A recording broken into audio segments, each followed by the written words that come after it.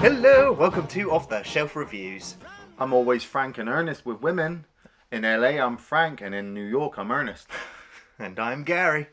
And today we're going to review and discuss The Long Kiss Goodnight, which came out in 1996, written by Shane Black and directed by Renny Harlin. Iain, why don't you give us the synopsis? Well, the story follows Geena Davis's character, Samantha Kane. She woke up on a beach 8 years previously with no memory of who she was. She has hired Mitch Hennessy, played by Samuel Jackson, a private eye, to uncover information about her past. But when some evil people start to turn up at her front door, she realizes that some of them are trying to give her the long kiss goodnight. We have 24 hours. Find her. I'm gonna kill her. So this film kind of kicked up a bit of fuss behind the scenes. Oh, really? Before its release. Okay. When that was coming down to Shane Black and his screenplay, Right. which broke all kinds of records in Hollywood at the time for being sold to the film company for more than $3 million. Nice. Kind of, Shane Black kind of got a bit of heat from lots of other screenwriters at the time because they were like, how the hell did you manage to pull that off? And Shane Black kind of retired for nearly 10 years afterwards. Yeah. Well, I guess he kind of had plenty of money to spend. Yeah.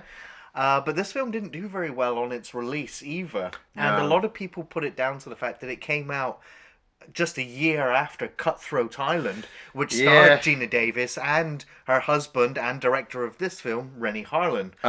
And Renny Harlin also blames the advertising and the trailers and the posters for Long Kiss Goodnight Yeah. for not really selling the film for what it actually is, and kind of gave people the idea that it was just another Steven Seagal 90s action movie, to which they almost considered casting him as the lead role.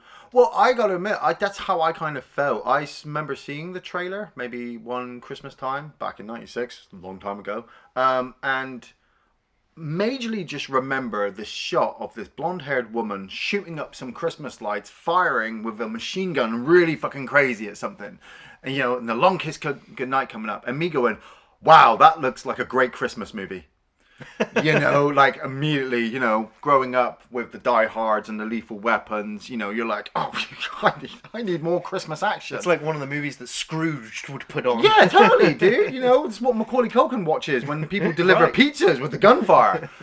But I didn't get to see it in the cinema at the time, but I remember just seeing that trailer like once, and then it come and gone and disappeared out of the public's view. Then maybe that next summer, somebody gave me a videotape with two films on it. One was The Frighteners by Peter Jackson, and the other one was Long Kiss Goodnight. And I was just like, oh, okay, so I've watched The Frighteners, and then immediately it's gone straight into Long Kiss Goodnight. And I was just like, this is a great movie. It's just a really wrong time to watch it. It needs to be Christmas. It needs to be cold outside. I need to have my blanket on and just, just be... It's a Shane Black movie, so of course it's set at freaking Christmas. Got no sleigh with reindeer, no sack on my back. You wanna see me coming in a big black Cadillac? The best ones are, but I'd seen Die Hard a number of times, and Die Hard 2 and Lethal Weapon, and I think for me, The Long Kiss Goodnight, the first thing that stood out for me was Geena Davis as the lead. I'm a bit of a Geena Davis fan, if I'm going to admit to myself, and seeing her as what you would consider a Steven Seagal, Bruce Willis, fucking, Mel Gibson role, I was like, well, that's immediately got my attention because I want to see how this story unfolds. Well, yeah, I mean, you start off, you see her as, Mrs. Claus, on the float going through the city during the parade. Yeah. And everybody's looking at her like, wow, how amazing is she? She's so perfect. She's perfect, she's wholesome. Yeah. Perfect family. A lovely mother. You see her with the whole family at Christmas. Yeah, well, that's her boyfriend. Tom Amandes plays Hal, her boyfriend, and you've got her daughter Caitlin as well, played by Yvonne Zima. But you get this narration by Geena Davis over the top. You know, over the top of us seeing these sequences, she tells us that, you know, she woke up on a beach 8 years before. She was pregnant with her daughter for 2 months. She has no idea where she came from. You know, she's got scars all over her body because she looks at herself in the mirror sometimes. You know, and she has just settled herself into this life. But, you know, if you're an experienced film watcher, you're looking at this like, you ain't just a pretty fucking school teacher, you know. Getting kind of flashes of the Bourne identity yeah, movies. Exactly. Yeah. Yeah. Yeah, but do you realise her name is Sam Kane? Yeah. It's actually an anagram for amnesiac. Oh. Yeah. Nice. I see what you did there. But yeah, she has her Christmas party. Everybody loves her. She's eating all cookies, you know, and just having a great Christmas family moment. And then when she's driving her husband's work friend, or just a local town drunk, I suppose, when she's driving him home, she gets caught up in an accident. Well, he's trying to cop a feel. Oh yeah, he is trying to grab her boob. But you know, how many times do you and Hal like stick our fingers in holes in our Every hands? chance we get. And she hits that deer. And I love the fact that they hit with such force that, you know, you see everything in it. The deer kicks the guy in the head, so he's completely taken out of the picture. She hits a log, and then Sam just goes right through that windscreen. Yeah, well, it's a good job it was already shattered. Yeah. And she manages to collapse in the snow. But yeah, you know, I love the fact that she gets up and she's like, well, fuck. You know, and then, you know, the car's just burning in the background. It's like, yeah, we're not worried about him. Oh no, he was a lech. Well, that's it. She's massively in shock at this moment, and this is like, I suppose this is the first time you see something under the surface, because she walks over to that deer and she just breaks its neck, snaps its neck. Yeah, you know. Well, she kind of hit her head, and so that's you know, I guess the cause for the memories to start coming back as to who she really is. Yeah. I'm coming back. You know that, don't you? Name's Charlie, by the way. You're gonna love me. And you kind of see that next moment where she comes back, you know, she's been to the hospital, back at the family, and she's preparing dinner. Yeah. And you see her with a knife, you know, she's like cutting her finger, she can't quite do it. And then out of nowhere, she just starts slicing really quickly. Yeah. The whole family kind of gets excited, and they're throwing fruit at her, they're throwing carrots. Yeah, they're just chop everything. Yay, I'm a chef. Woo! And then she gets that one, you know, he's throwing peppers or tomatoes at her, and she kind of throws the knife at it, which just embeds itself on the kitchen wall. She just looks at her husband or her boyfriend. It's just like, yeah, chefs do that. Yeah. It's like, no. And there's a little darkness there, isn't there, from the boyfriend. He's looking at her like, that's not right. That's not normal, yeah. We keep flicking back between the other characters that the film slowly introduces. I mean, we get introduced to Mitch Hennessy, played by Samuel L. Jackson, and he's set up like a sting operation to get some money from a guy who you might recognise from Cliffhanger, another Renny Harlin movie. I'm pretty sure he was in Lethal Weapon 2 as well. He's in a lot of action movies. But, you know, Mitch has set this guy up so that they can, you know, extort money from him. I love that whole ass fucking fan.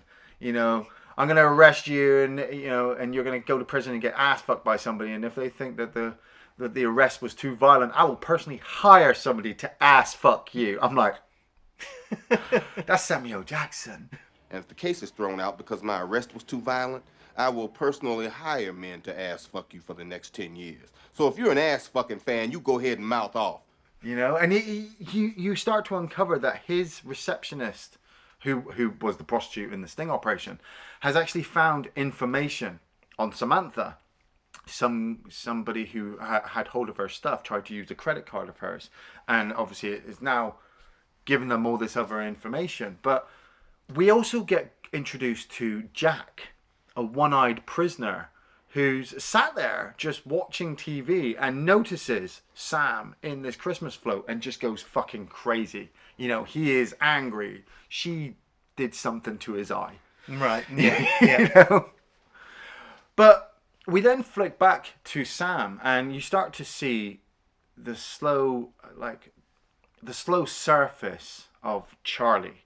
You know, we'd already seen some flashbacks while she'd been in hospital of like the mirror reflection, and I always like that. You got the blonde Geena Davis, evil, cold, calculating, and then you got the wholesome brunette Geena Davis. I want a cigarette, but I don't smoke. You used to. It's like, you know. Yeah, I love that moment where she just tells Samantha, Charlie does, that she's coming back. Yeah. It's just like, yeah, okay. Yeah. It's a great setup, and yeah, the whole mirror setup as well. Yeah. It's really well done. But they have the sequence on the ice, which, you know, it's quite a harsh scene, actually, where Samantha has taken Caitlin out to ice skate, and she kind of sets Caitlin off on her own, and Caitlin slips. And if you listen carefully, I've seen this film 100 times, if you listen carefully, you can hear a crack as Caitlin hits the floor. And she starts to complain about her arm hurts, and she's cold, and she just wants to go home. And Samantha crosses into Charlie and just tells her, get up, stop being a baby. Life is pain, get used to it.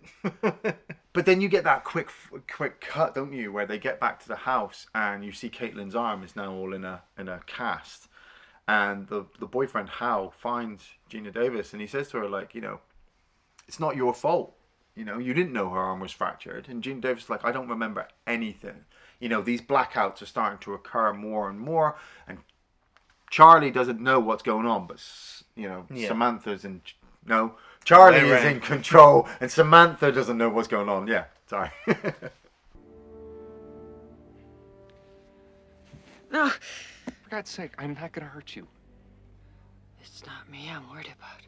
And then we get visited by Jack, and you know, this is where the film lightly threads the action sequences. You know, like Die Hard and Lethal Weapon, their action sequences are, I suppose when you look at it, are a bit over the top in some of their sequences. But I expect them. They're over the top movies. This movie has started off small. You know, family, wholesome. It does eventually get very over the top, though. Yeah, I mean, eventually. First, I couldn't figure out what this guy's weapon was. Was it a grenade launcher or it's a shotgun? It's a shotgun with a grenade launcher attached to it. Because the first shot just takes away the whole wall of the house. Yeah, he's got a grenade launcher underneath it. You can blatantly see it when he's pointing it at the guy's head. There are two barrels there.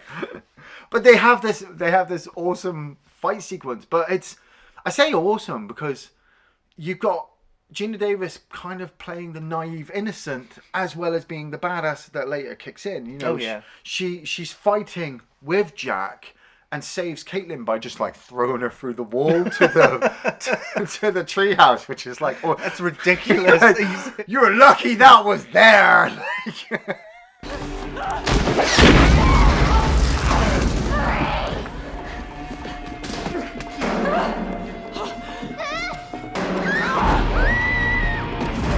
Yeah, it was ridiculous. It's absolutely ridiculous. But yeah, because it almost come out of nowhere, you're just kind of along for the ride. Like your brain's not processing the realism of the whole thing. You don't need to. You know, the kid's out of the way. You're not going to have her killed off. But then when Jack and Samantha start having the fight, you know, he throws her through the door. He's already taken out Hal. Hal's a fucking wuss. And she uses the fridge door to kind of cover herself, and when he shoots it, the shockwave sends her all the way back against the cupboard. I did like that, yeah. Which is awesome. But she hits him in the face so hard with a lemon meringue pie, Right. It knocks him out. And I was at first, I was like, really? Yeah! Pie to the face? I was like that the first time I watched it. The subsequent number of times I'm like, that pie's gonna fucking hurt me. And does she kill him? Because she nails him with that, like... Punches right to the back of the head. To the back of the head, which I thought would have killed him. But then she scratches his face, and there's kind of like an exhaust from him. So I'm like, did she just scratch out his other eye as well? Or break his neck again, or... You never know. You just know that she's taking him out. But it's the way she's like, chefs do that. I'm like, yeah. Oh! That was great. That was great. Chefs do that. I also love the fact that Mitch turns up. Like, Samuel Jackson's like a complete wuss in this film. He runs up and he grabs Geena Davis. He's like, are you okay? And the cops are like, freeze! Don't hurt him! He's like, yeah, listen to the kid. Don't shoot the unarmed black man. So that really kind of kickstarts the kind of road trip type movie. Yeah. Where Samantha's now on the road to try and figure out who she is. Yeah. Along with Mitch, who's traveling with her to help her figure out what's going on. And that's, for me, that's really where the film really gets going. As soon as Yeah. the two of them are on screen together, the chemistry and the dialogue, it just really, really works. I bet that woman really loved you sticking your head out the window going, woo, woo, woo. Hey, I didn't hang out the window and go woo, woo, woo. I wasn't going, woo, woo, woo. It's the dialogue between Absolutely, them, yeah. Yeah, I mean, Shane Black's dialogue is usually very, very, witty and very creative. Yeah. And it comes down to the actors delivering it, and these two are just exceptional at it. I think as well it works mainly because they're not trying to be too macho. Yeah. Like not going too far with Shane Black movies, but sometimes when you got the guys delivering the lines in his movies, they're just all big and badass. Samuel Jackson's trying to be the cool guy, but we've already seen that in his life he's a bit of a failure. He's having to rob from people for his private eye detective agency. His wife won't even let him give gifts to his son. I love that sequence where he's just sat there with his son, just talking about this toy, and the son actually says to him like, "Dad, I can't take this. Mum will think you've stolen it." Right. And I'm like, he's got a history there. Like Samuel Jackson's character's got a whole history. I am getting to know, but I don't really need to know because it's just being expressed to me. Yeah. Where Samantha's the big old mystery. She's still trying to be the polite, middle school teacher, but she's just killed a guy in her kitchen and she wants to know why. Right. Craig Berko plays Timothy, the enforcer. Now, if there's one problem I do have with The Long Kiss Goodnight, it's the bad guys. Like I said, Craig Berko plays Timothy, who's this enforcer, and we see him interrogating this guy who's got no top on and is hanging from chains. And he makes this whole, I can tell when somebody's lying to me face sequence. Like he can just talk to somebody and know that they're lying, and that means he's got to kill them. But if they're telling the truth, he lets them live. Which I don't really buy. No. From this whole sequence where he stabs this guy because he believes that the guy's actually telling the truth. Well, it's kind of like he gets interrupted. He's told about something else. He's like, "I've got to cut this short, so I'm just going to stab you and move on now." Yeah, but he's it's like I said, it's trying to see Craig Berko as a bad guy. Like, It's because he's a pretty boy. yeah, he is. And some of the films that I've seen him in, like, he is just a bumbling idiot. Like this, I think this is the only film I've seen him in as a badass bad guy. But if you compare him to David Morse's character, Daedalus, who turns up later, Right. David Morse, you'll recognize from like The Green Mile, and The Rock. He is a badass. He's actually Timothy's boss. Yeah. The two of them are terrorists, and they're technically the targets that Samantha Was sent after more than 8 years ago. Yeah, and has obviously got into trouble with that. But she ends up having to contact Dr. Waldman, played by the fucking amazing Brian Cox. Yeah. I love his introductory scene where he sat there with, I'm guessing it's his wife.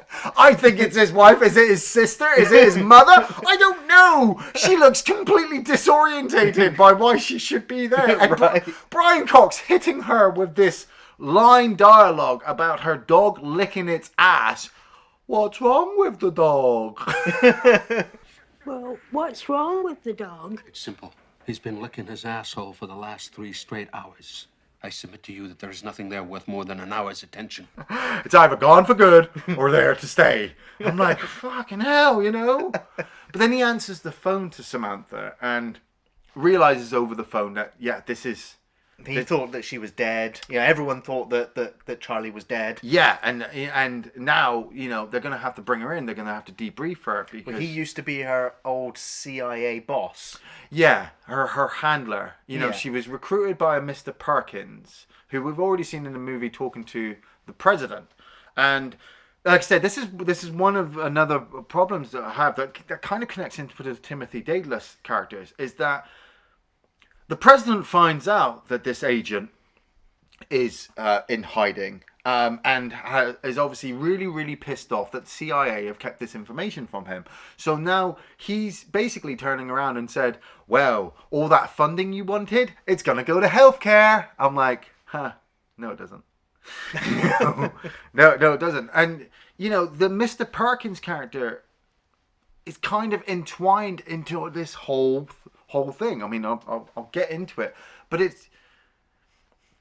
I like the story trying to work out who Charlie is. And I kind of like the story with her connecting with Mitch. The whole government, agents, fucking bad guy bullshit, it's not delivered well. It's a bit overly convoluted for what is really a very simple kind of story. Yeah. And it does grind the film down a little bit, but you just know from all the ones in suits, they're the bad guys. Yeah, everybody. You don't even know if they're FBI agents or CIA agents or terrorists anymore, because after they've arranged this meeting at the train station, you realise that the government are listening in on Dr. Waldman's phones. So they're sending people to the train station.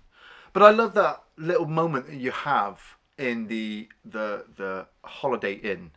You know, Mitch is walking around singing to himself, trying to remember all the stuff he has to do.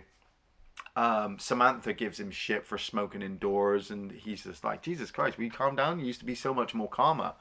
But she has a bit of a blackout and finds a sniper rifle in her suitcase and puts it together. And I love that whole nightmare sequence where she pulls out the knife and she puts it back, and as she lays it down, it cuts back, and Charlie is in the mirror and just slices her throat. Right, yeah. And you're like, oh, fuck.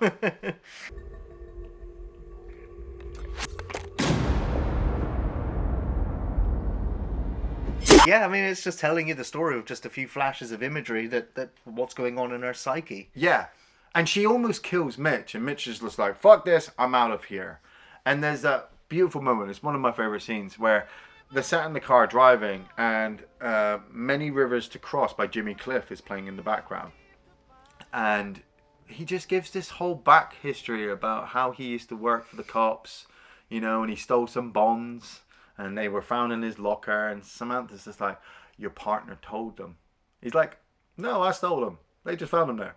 And you're like, what? So you're a bad guy? And he's just like, yeah, I'm kind of a bad guy, but I'm a bad guy who's paid for my fucking sins, you know, and I'm still trying to pay for my sins now. I've just never done anything right. So give me back your money. Look out the fucking window. I'm taking you to the train station. Right. Yeah, and when they're at the train station, they're kind of waiting nearby, and they see this guy in the suit approaching. Well, they see Timothy first. He comes up and talks to Samantha while Mitch is in the toilet, and he does his whole, I can tell somebody's lying to me line again. And he can tell then that she doesn't remember him. Yeah, she's got no memory. So he orders all the people to come in and kill them. And they blow the fucking whole train station apart. Right. like this is it. Are these guys working for Timothy, the terrorist, or are they working for Mr. Perkins, the agency? Bit of both. Yeah, because literally they don't care about any other innocent people in this train station. They just shoot everybody up. Sam and Mitch run like fuck. I love it how, because Sam starts to have her training, I suppose, start to come back. Yes, yeah. You know, she starts realizing that she can handle herself in a firefight. Yeah, she notices the gun and she saves Mitch by pulling the gun from his pocket and shooting the guy. Yeah. They run up the stairs to get away from the shooters, and the shooters throw a grenade up there to blow them out of the stairs. Now, okay, I knew he was going to do this, so I'm all prepared for this. Yes, the CGI to this 1996 movie with this it's explosion. not just necessarily the CGI that bothered me, it's the fact that that's a fragmentation grenade.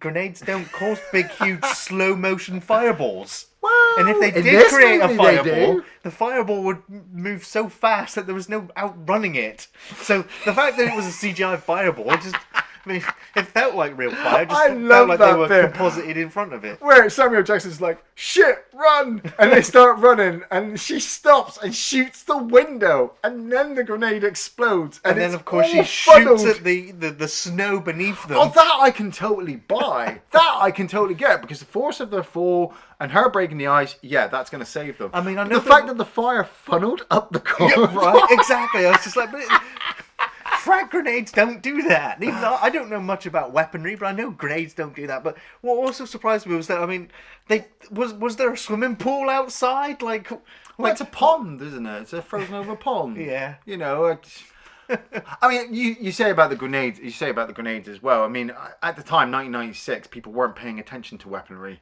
You know, like, it wasn't until, the release of Modern Warfare, Battlefield, fucking Rainbow Six, that people started looking at grenades in movies going, that's a flashbang you threw then.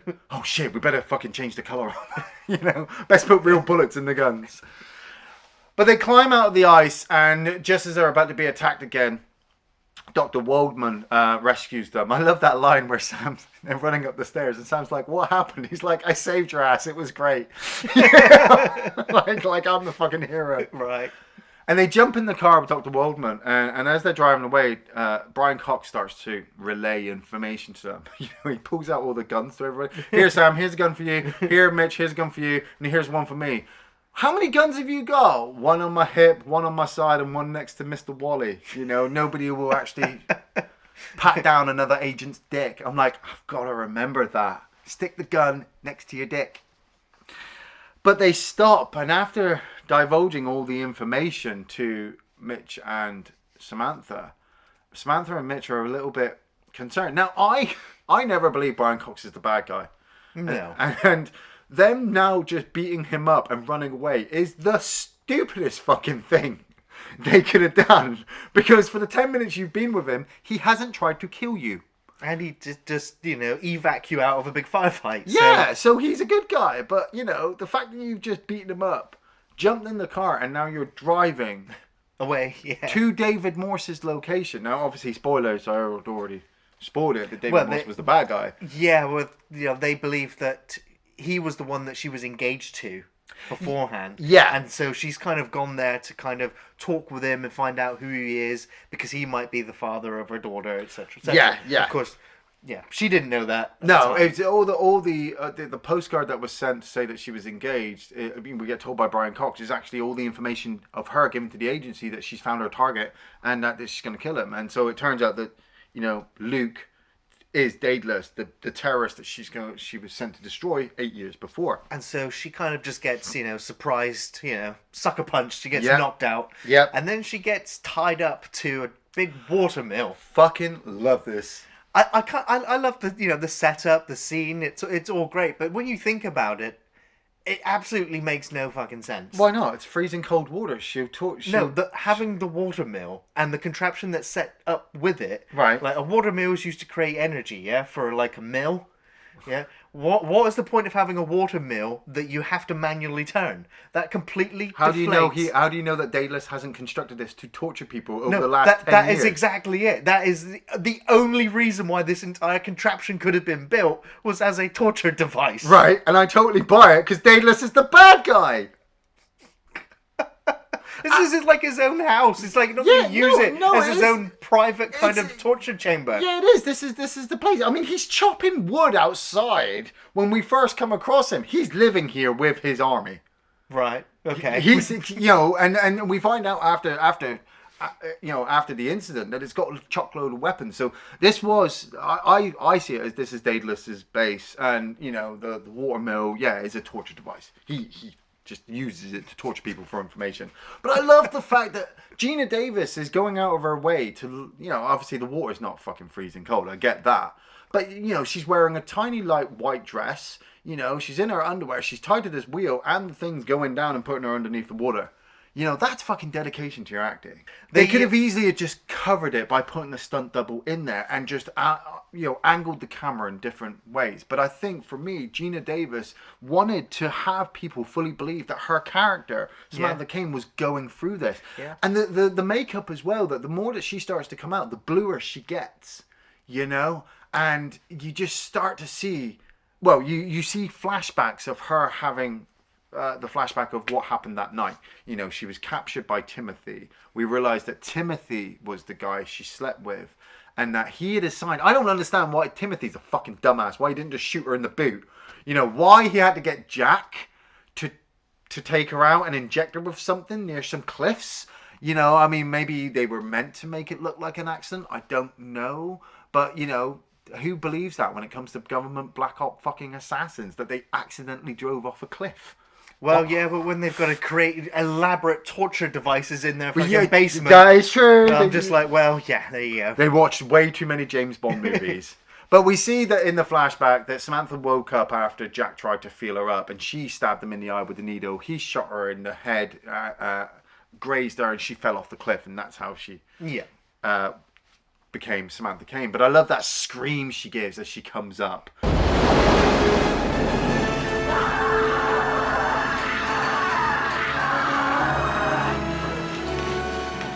You know, like, I'm awake now, I'm pissed off. Well, she finds the revolver in Nathan's pants, Oh, doesn't yeah. she? Yeah, always keep a gun It's a in your great dick. shot where she promised she would take out his knees, and of course, first shot straight to the kneecap. Yeah. And then she shoots him in the chest, and he's down.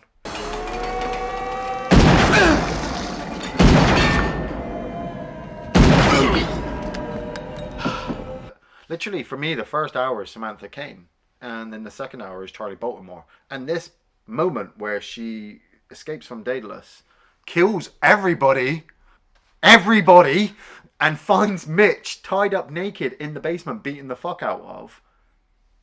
That's your turning point. The next hour is now all Charlie Baltimore. The music kicks in with She's Not There by the Zombies, you know, and she's dyeing her hair and she's putting her makeup on. And I also really love the fact that it changes to then Mitch, who wakes up, and, you know, fucking Lady Marmalade starts playing and he starts putting on his clothes like he's all pimp. Yeah. Some of the outfits that Samuel Jackson's in this they're are great. so colourful.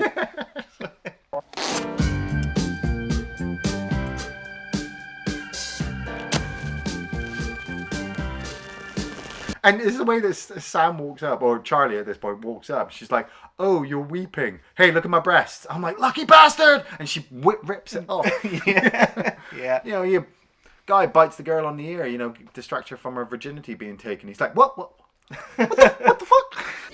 Here. Look at this.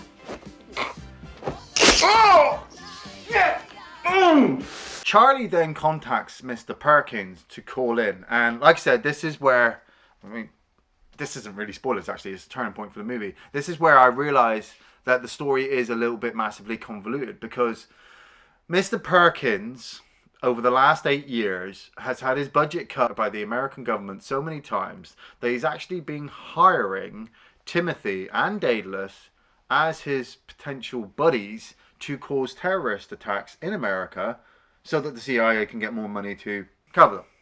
And so after Mr. Perkins is contacted by Charlie and realizes that she's out there, he just tells Timothy to his face that we need to find her and kill her. And I'm like, right, okay. It's part of the story that I really don't give a fuck about. I see Mr. Perkins. Mr. Perkins pops up every now and again. I mean, he played a character in Game of Thrones, I heard, Wicked.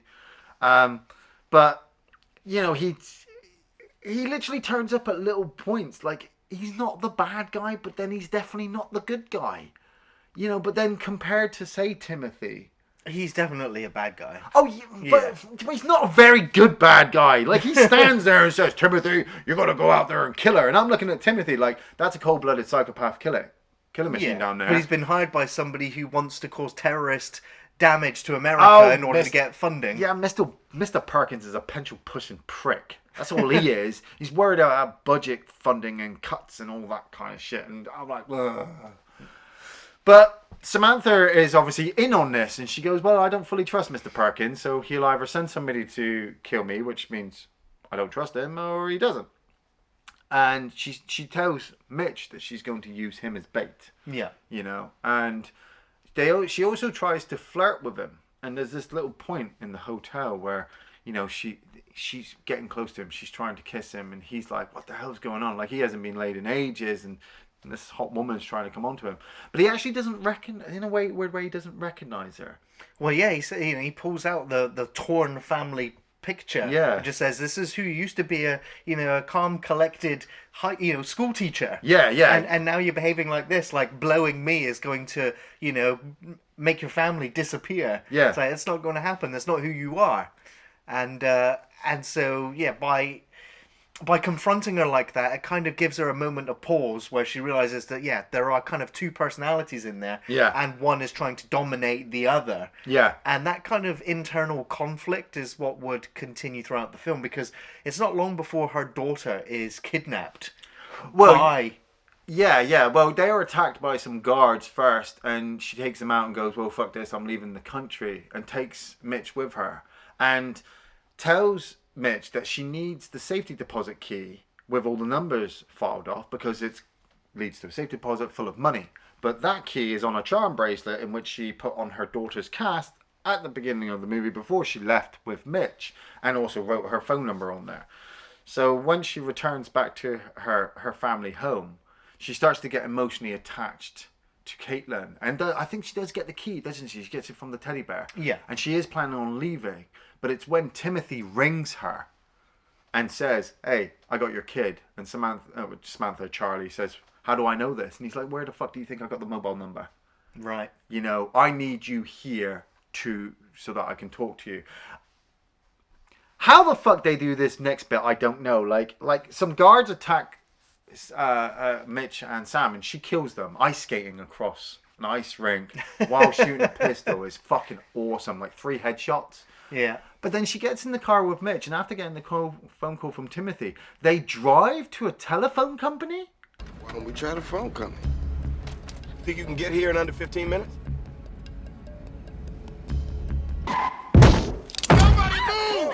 Right, yeah. Like, he pulls out a bill and he's like, can you get here in 15 minutes? She's like, yeah. And turns around and just drives there and has the phone company set up the trace. They so have that this they can... poor woman at gunpoint. Yeah. And they're like, trace this call. It's like, Yeah. okay. Holiday Inn. Jeff speaking. Oh my God. I love it when Samuel Jackson puts on voices.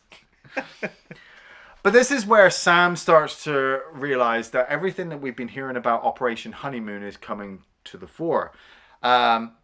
Timothy and Daedalus were planning a terrorist attack in a small town near Niagara Falls on Christmas. I think it's still Christmas Eve at this point. Well, it's, yeah. At one point, they say it's like a couple of days before Christmas. So I would say that this is Christmas Eve now that they're on, or at least a day before. And we get to the base of operations. You know, Mr. Perkins turns up at the hotel that all the army, the fucking terrorists, the special agents are all at, getting their shit together. And he delivers a doll to the little kid. And like I said, this is where I'm like, he's not really the bad guy, because he's like, I'm not a monster to Timothy. I bought a doll for the kid, even though we're planning on killing 4,000 people. What? Oh, fuck you.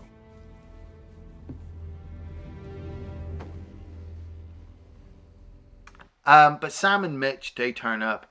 And they realize that they're going to have to get in there to rescue the girl. And once Sam gets there, she gets captured. And Timothy captures Mitch as well and confronts them with the whole... Basically, he does the whole Bond enemy fucking move here. He basically stands there and goes, we've got a chemical bomb. We're going to blow it up. We're going to blame it on terrorists. We're going to bring out this Muslim guy and put him in the car. He's frozen. We've kept him on ice, blah, blah. All I'm going to do is I'm going to slowly kill you and slowly kill Mitch. Because killing you now would just be too easy. Shooting you in the face and then shooting the little girl and then shooting Mitch would just be too easy. But he has that... well, she kind of distracts him by going, oh, by the way, you're the dad. Yeah, look at her eyes. Yeah. And he kind of has that realization of like, oh shit, maybe I am, but don't I care? And he kind of just locks them in there and leaves. Well, yeah, he doesn't care. He just goes, yeah, I'm going to leave you in this freezer to die slowly, because like all the James Bond movies I watched with Daedalus tells me this is the best plan. Daedalus must have stopped it and that's where he killed Bond. Okay, yay! Thanks, Daedalus.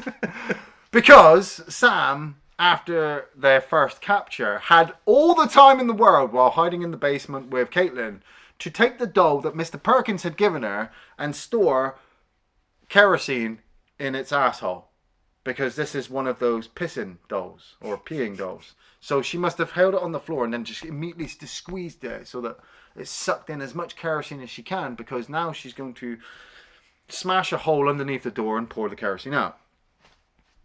Elaborate as fuck, I've got to admit, but it's the whole build-up. Like, I want to slap the kid at some points whenever I watch this film, because Geena Davis is doing her best to get a fucking spark. You know, she's smacking that floor loads, and she kind of gives up. She's like, it's not going to work. Well, at any point it should have. Like one of them, but it's... Well, actually, kerosene in below freezing temperatures will not spark, and it will not set on fire. No, but the ground would. It's a freezer. It's a walk-in freezer, so no. It would have been too frozen. The kerosene would have just frozen. And it wouldn't set on fire. Well, luckily, Caitlin still has the matches that she's been carrying around to light a candle for her mummy. And so mummy's like, we're saved. And lights the matches and drops him onto the kerosene, and it blows the door off and blows Mitch out the fucking first floor window as well. Of course it does.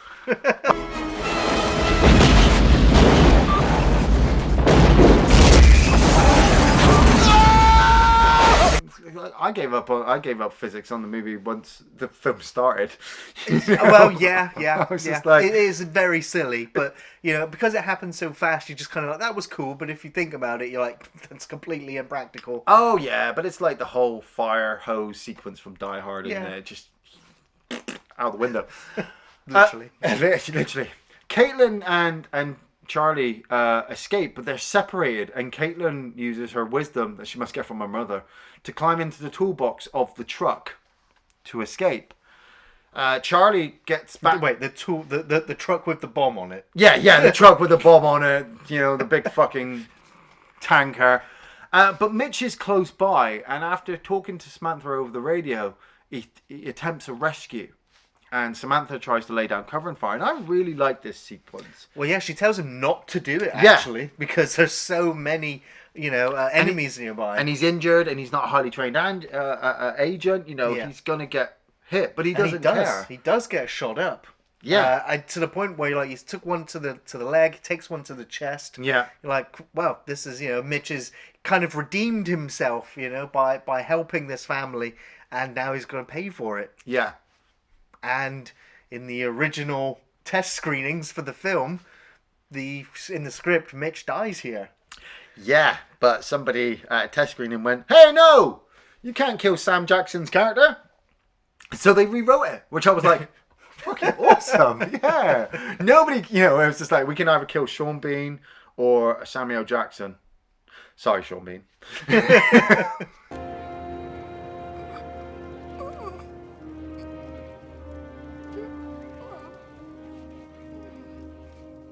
But Samantha chases after the truck and manages to get hold of it. And Timothy at this point realizes that she's going to completely fuck up the plan. So he's chasing after her as well. There's that cool little bit where the guy's like, she throws the driver out and he hits the floor. And then Timothy's talking to him and the driver's like, "She's got the truck, sir. I'm really badly hurt. I think I'm dying." And Timothy goes, "Continue dying." And it calls in some more reinforcements. Yeah, that's it. But the brakes go out on the truck. I mean, between the temperature and I don't know if the truck was supposed to have its brakes faulted with. Well, the thing is, a truck like that, as I've been told, would have an automatic brake lock. So if the pressure, obviously we see the cables cut. If the pressure is gone, the truck automatically applies its brakes. Yeah. But of course it's film truck, so it just means she can't stop it. She needs to crash dramatically. And it all kind of lines up because she crashes the truck just before the bridge that heads over to Canada. Yeah. So that's safe. It's all still within American territory. But she does that whole cool surfing sequence. I think it's pretty sweet where she's on top of the truck and it hits Timothy's car and they crash and she crashes. And I want to say it's a final showdown with her and Timothy, but this is actually the showdown before the showdown. Yes. Between her and Timothy, because they have this fist fight, and he pulls out a knife and he tries to cut her, and they fall into this access way, which allows her to kind of push him into the waters of Niagara Falls. Yeah. But you soon see him come out and shoot at the other end. Yeah. And he's all right, and he calls in for a helicopter to extract him. Yeah, the helicopter that she's actually just taken out the guys on board. She kills the guy with a machine gun and a guy with a flare, and he falls into the Christmas lights. And like I said, I always love the fact that it all starts to come back to that original trailer I always saw, where she's trying to rescue Caitlin from the truck, while Timothy is shooting her from the helicopter, and the truck is counting down, and it's all gonna fucking go off, and you hear Bad to the Bone kick in as she's on the radio searching for help, and fucking Mitch has managed to climb into the car with the dead terrorist, and using the last ounce of strength that he gets, he drives that car out into the bridge. Yeah.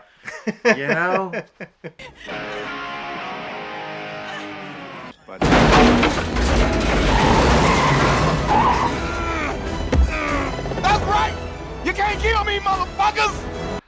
And he races up and rescues Caitlin, but Sam has to obviously lure Timothy away, and she runs up to the Christmas lights sees the flaming body that's in the Christmas light, still has its machine gun, cuts the Christmas light, swings all the way back up, grabs that machine gun and just fucking unloads into Timothy, knocking him off the helicopter. And I'm like, yeah, fucking hell yeah.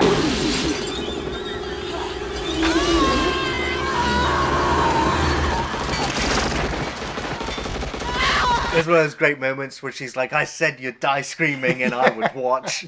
Die screaming. Yeah. And she drops down and gets into the car and they start driving off because the truck, the bomb is still going off and everybody starts racing.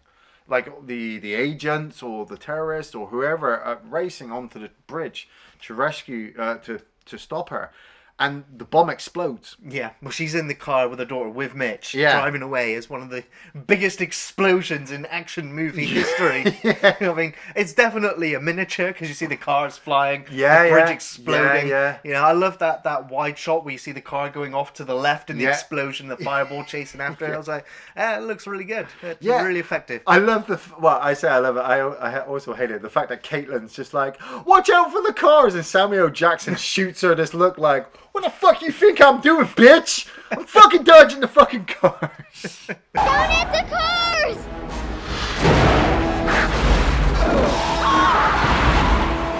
And then once they get to the other side of the bridge, you know, you realise that everything's a happy ending. They're rich, Caitlin's safe, Mitch is safe, and they're about to bring everybody in. But like I wrote this down for the review because I'm like, how did I never notice this before? But did they move, or has time immediately jumped to late fucking summer, autumn? Right. Because she's driving along in a car in hot weather, like enjoying her life.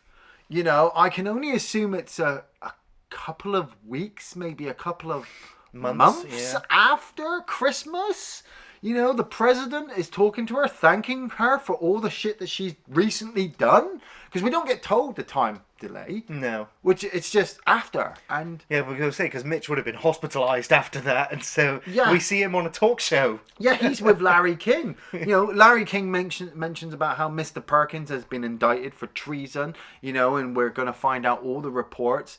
And Samantha turns down the job from the president. But she's sat out in the middle of the country with her husband, I'm assuming now, or still a boyfriend. And he's like, wow, I could sit out here for ages. And I'm like, man, I wish it was still Christmas. You know, it is pretty funny when you hear that bird like, tweet, tweet, tweet, tweet. And she just fucking lobs a knife at it. You know, and she looks at him like, what? Yeah. Yeah, it's quite an ending. I like that Mitch survives, and I like that he's on television, and that, you know, his ex-wife and child get to see him being a hero on TV. Yes. Yeah, because Mitch is such an idiot, he cracks that awful joke, and he starts laughing at his own joke while the audience is just silent. I was like, that's great to end Mitch there. Yeah, Samuel Jackson, you get it. That's what gives him all of his parts later in the future. You know? Yeah. And yeah, the film does, you know, when it ends, you're kind of sat there like, wow, you know, that was very enjoyable. Yeah. And I think the filmmakers, you know, they must have had a good time making it because they immediately planned for a sequel. Yeah. And of course, the box office results for the film were not good at all. It's only been, you know, years and years later that they finally kind of recouped all of the money they spent on the film through DVD and Blu-ray and VHS sales, etc. So I put that down to people at the time. You know, the people at the time weren't willing on. They weren't willing on seeing a female action hero. Well, this was the last Geena Davis movie. Like, she kind of retired. I mean, she's reappeared over the last few years in television and stuff, but this was her last motion picture. But yeah, I mean, at the same time, though, Geena Davis doesn't have to do anything more to say that she's you know, she doesn't have to make any films after The Long Kiss Goodnight to recoup herself or make herself into a good career actress. Comeback. Yeah, a career comeback. She's always a fucking good actress. And, you know, I put it down to people at the time, they didn't get what was going on in this movie. This movie is a female Lethal Weapon, Die Hard, you know, action movie. It's set at Christmas. You know, the ending, like I have a question of what summer period it is, but now looking back on the ending, you know, when the camera zooms out and the music's playing, it's kind of like when McClane drives away in the limo. Right, You yeah, know, yeah. or Riggs walks into Murtaugh's house at the end. Yeah, You know, yeah. it's just the end of the movie. And I sit there, like you said, sit there at the movie at the end going, that was really good. I can't wait to watch it again next year. Right, yeah. So, Ian, do you have memorable or favourite scenes from the film? Yeah, I have a load.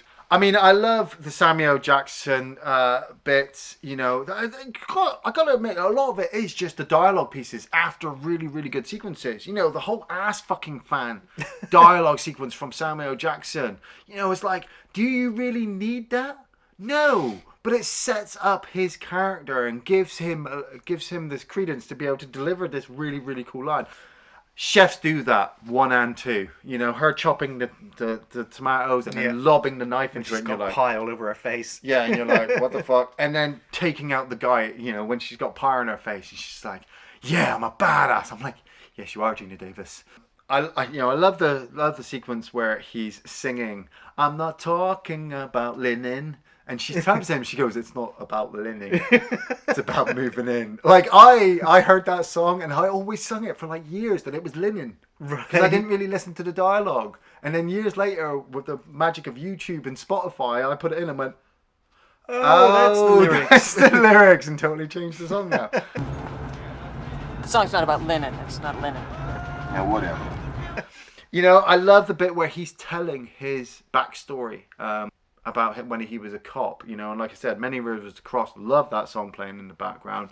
You know, the music in this film really, really works for a lot of the sequences. Even though it's only short little bits, it just keeps you pumping. Brian Cox with his dog's asshole. What's wrong with the dog? Just remember that woman.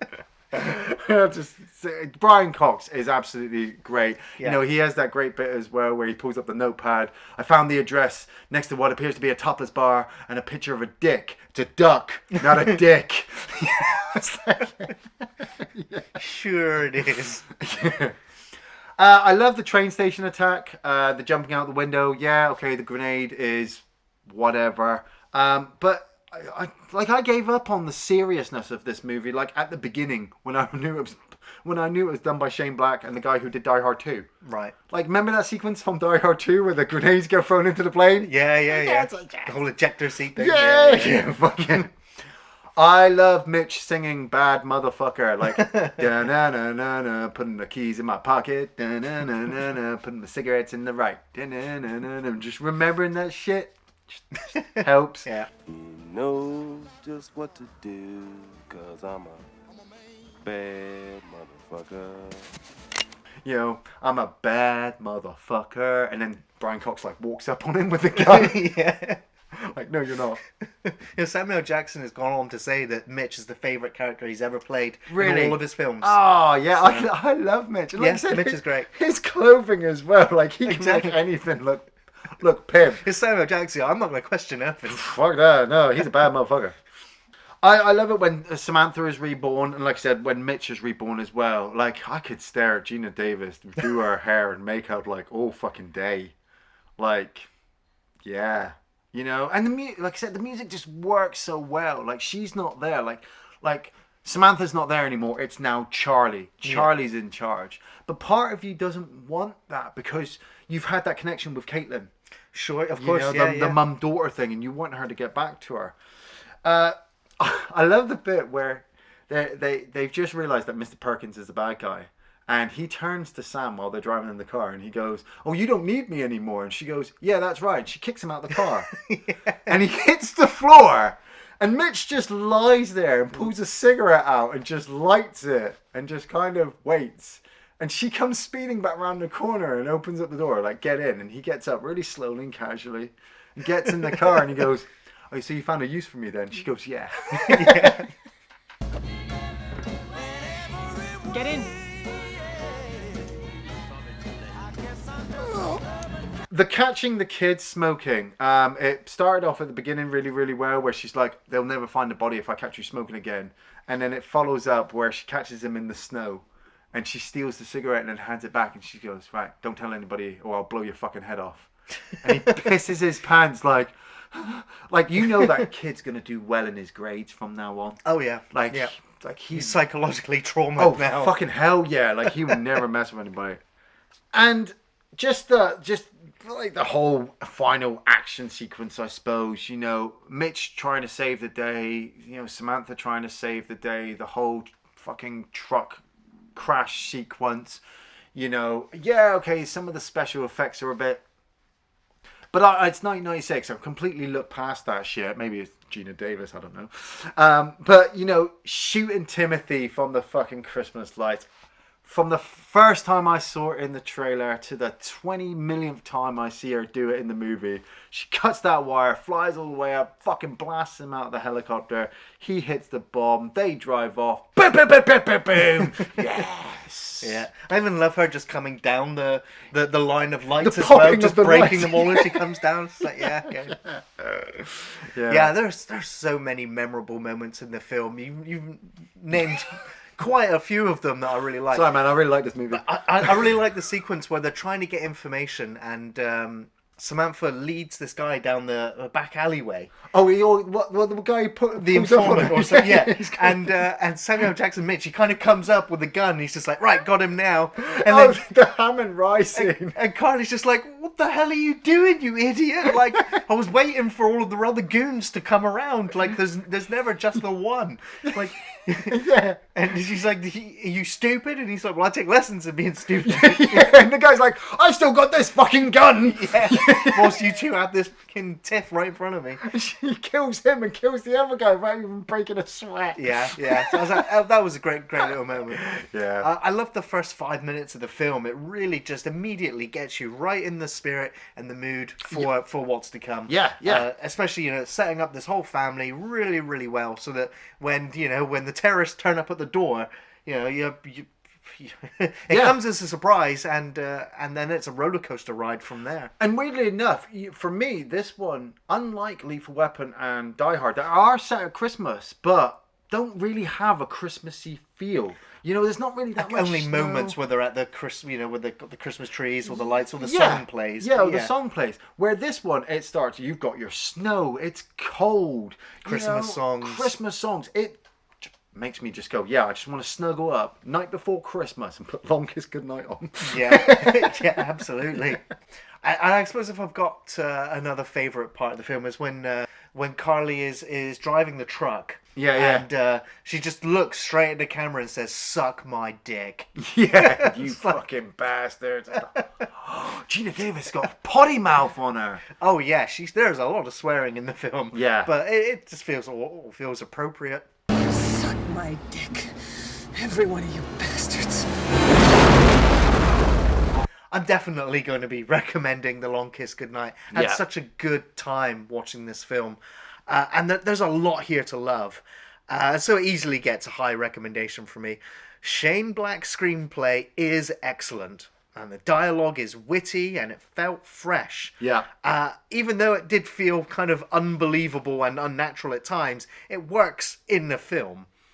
But it's the characters and the actors that really make it work. Geena Davis and Samuel Jackson have great chemistry together. Yeah. And the scenes that they share are just wonderfully done. The action scenes are also very well shot. The stunts are impressive. And the set pieces, they all work. Mm. The story is fairly simple, but the pace doesn't let up. It's a very well made action film and absolutely worth a watch and a rewatch. It's very good. Yeah, I definitely recommend The Long Kiss Goodnight. I mean, I suppose I always have from the very first time I watched it. You know, and we've always talked about our favourite Christmas movies, and I'm always the guy who brings up The Long Kiss Goodnight, and so many people go, and I'm like, fucking watch it. Watch it. If you've not watched it, it's a hard sell. Yeah, if you've not watched it, wait until Christmas time. Yeah, you've got your go-to ones. You've got your Die Hard. You've got your Lethal Weapon. You've got your Scrooge and your Gremlins. But every now and again, for me, I get bored of those, and so I need something else. So I dip into The Long Kiss Goodnight. You know, for some people, it may not be the A grade. It may not even be the I think it's B a forgotten gem of a film. I did. You're telling me it's got Geena fucking Davis in it. Right. You know? But when it comes to that time of year, you know, and it's cold and the kids are in bed and it's It's quiet all through the house. You cannot go wrong with the bad motherfucker, Samuel Jackson. Absolutely right. And with that, I want to wish all of our viewers and subscribers a very Merry Christmas and Happy Holidays. And we'll see you in the new year. Thanks for watching, everyone.